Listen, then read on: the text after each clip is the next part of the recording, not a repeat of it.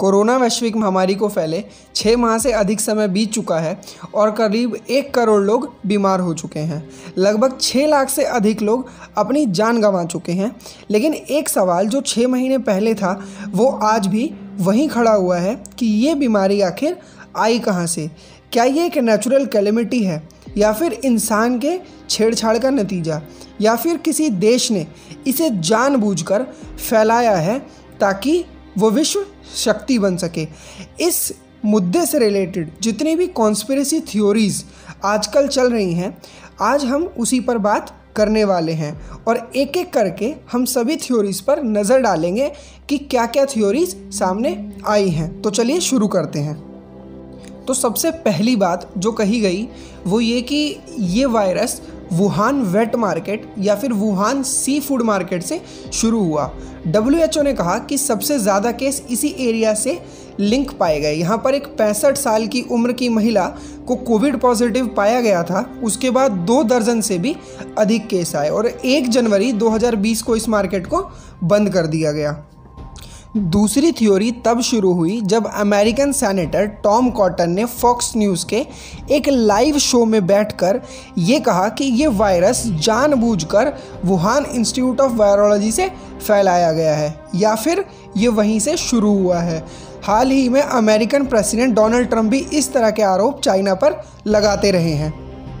ये थ्योरी तब शुरू हुई जब ET प्राइम रिपोर्ट ने एक न्यूज़ पब्लिश करी जिसमें ये कहा गया कि चाइना के एक साइंटिस्ट ग्रुप ने कनाडा से डेडली वायरस को या पैथोजेंस को स्टील करा है, चुरा लिया है वहाँ की Canada national microbiology lab NML से, और बाद में वहाँ पर चाइना के कुछ साइंटिस्ट का प्रवेश निषेध भी कर दिया गया और यहाँ से एक अनजान शिपमेंट चाइना में रिसीव किया गया था मार्च के महीने में, जिसके बारे में कोई जानकारी नहीं है। ये बात कही प्रोफेसर कोमिसरेंको ने, जो कि एक प्रोफेसर हैं मॉलिक्यूलर इम्यूनोलॉजी के national academy of science of Ukraine में, जिन्होंने कहा कि चाइनीज साइंटिस्ट पूरी दुनिया के साइंटिस्ट से कोऑपरेट करते रहे हैं। 2002 के सार्स आउटब्रेक के बाद उन्होंने इस इंस्टीट्यूट में वायरसेस पे, अलग अलग डेडली वायरसेस पे रिसर्च स्टार्ट करी और क्योंकि वो वहाँ पर रिसर्च करते रहे हैं इसलिए उस एरिया में किसी भी ऐसे वायरस के फैलने का खतरा हमेशा बना रहता है। तो उनका क्लेम ये था कि ये वायरस जानबूझकर नहीं फैलाया गया है बल्कि ये शायद अपने आप फैल गया है।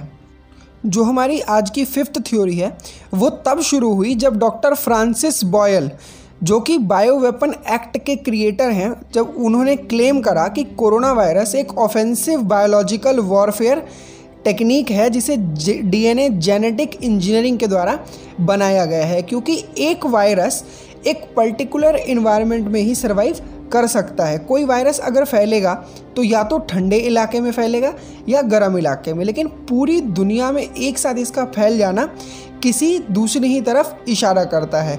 लेकिन कोई भी एविडेंस नहीं है उनकी इस थ्योरी को सपोर्ट करने के लिए।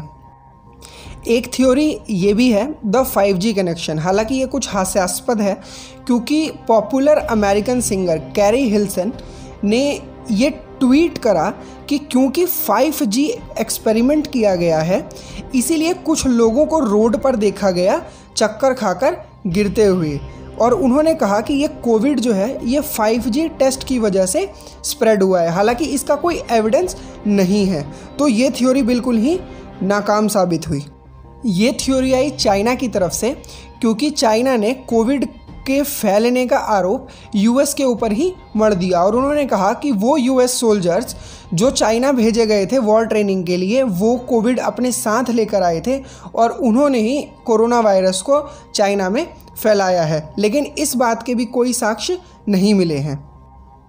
आज की जो हमारी लास्ट थ्योरी है वो है द चाइनीज़ कवर अप, क्योंकि वहाँ की कम्युनिस्ट गवर्नमेंट ने ये आउटब्रेक होने के बावजूद इसे छुपाने की कोशिश करी और डॉक्टर ली वेन लियांग, जो कि इस पूरे केस के विसल ब्लोअर थे, और उनके साथ ही 8 डॉक्टर उनको भी दबाने की कोशिश करी।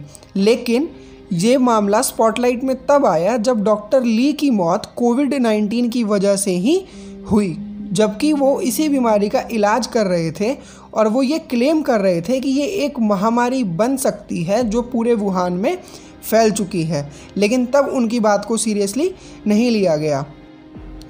अब क्योंकि एक महामारी के फैलने के बाद इतनी सारी कॉन्स्पिरेसी थ्योरीज सामने आई, तो इस पर WHO भी सामने आया और WHO ने कहा कि we are not just fighting an epidemic, we are fighting an infodemic, जो कि WHO के डायरेक्टर द्वारा कहा गया। इन्फोडेमिक होता है मतलब जब बहुत सारी फेक इन्फॉर्मेशन फैल जाए कि उसमें से सही इन्फॉर्मेशन तक पहुंच पाना मुश्किल हो जाए।